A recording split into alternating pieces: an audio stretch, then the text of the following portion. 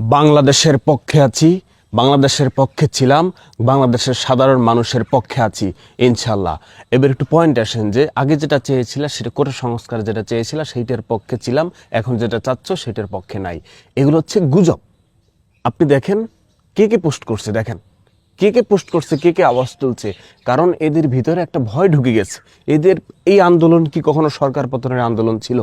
এই আন্দোলন কিন্তু সরকার পতনের আন্দোলন ছিল না, এই আন্দোলন কোটা সংস্করণ আন্দোলনে ছিল।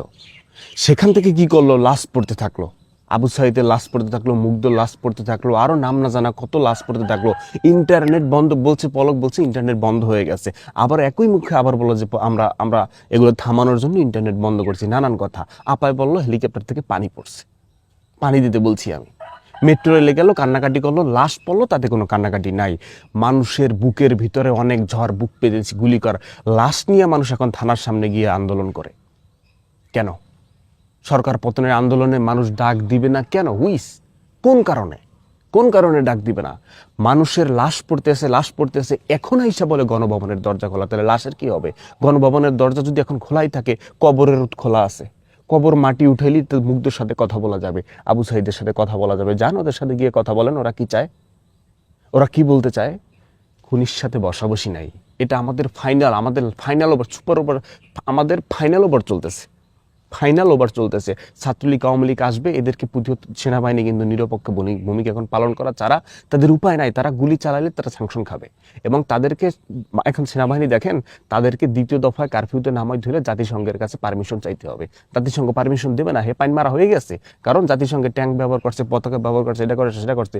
এখন দ্বিতীয় দফায় সেনাবাহিনীকে নামাতে হলে জাতিসংঘের কাছে আপিল করতে হবে। জাতিসংঘ যদি পারমিশন দেয় তাহলে তারা নামতে পারবে। জাতিসংঘ যদি পারমিশন না দেয়, তবুও যদি গভর্নমেন্ট নামায়, তাহলে ওই সেনাবাহিনীর উপরে জাতিসংঘের কি আসবে? স্যাংশন আসবে।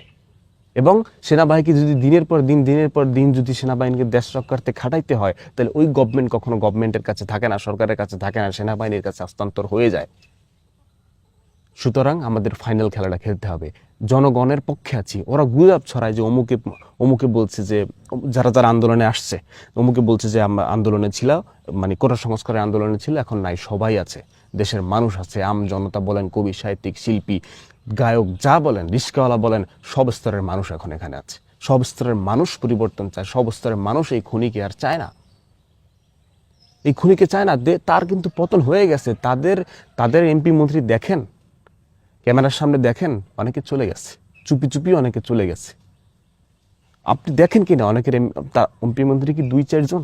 ওবায়দুল কাদের সাবেক স্বরাষ্ট্রমন্ত্রী, প্রধানমন্ত্রী, এর এর এই 5-7 জন, আর কি নাই? দেখেন, দেখেন না, দেখবেনও না, আস্তে করে চলে যাবে। কারণ বাংলার মানুষ আজকে ফুঁসকে উঠেছে, দ্বিগুণ হয়ে রাস্তায় নামছে। দেখছেন না? চট্টগ্রামের অবস্থা দেখছেন। বঙ্গভবন যদি চট্টগ্রাম হইতো, কেল্লাফতে হয়ে যেত। সুতরাং আপনি আমি সবাই এই দেশের সাথে আছি, এই দেশের জনগণের সাথে আসি। আমরা পরিবর্তন চাই। আমরা যদি পরিবর্তন না করতে পারি, ওরা এই দেশটাকে ভারতের সাথে বিক্রি করে দিয়ে ভারতের একটা রাজ্য বানিয়ে, আমরা যারা কথা বলছি, আমরা যারা এই দেশের বাঙালি আছি, সবগুলোকে ওরা মেরে ফেলবে। এখন দেশের যুদ্ধ চলছে, আওয়ামী লীগ বাস বাংলাদেশ। পরিবর্তন চাই। সবাই একসাথে মাঠে নামুন, মাঠে থাকুন। জয় আমাদের সুনিশ্চিত ইনশাআল্লাহ। তাওয়াক্কাল আল্লাহ, আল্লাহ আমাদের সাথে আছেন। জনসাধারণ, রিস্কাওয়ালা, গরিব, দুঃখী, মেহনতি সব মানুষ যখন রাস্তায় নেমে গেছেন, তখন আল্লাহ স্বয়ং আমাদের সাথে আছেন। আমাদের জয় হবে। রক্তচোষা খুনি রক্ত যে খায়, সেই সরকারকে কেউ চায় না, আল্লাহও চায় না।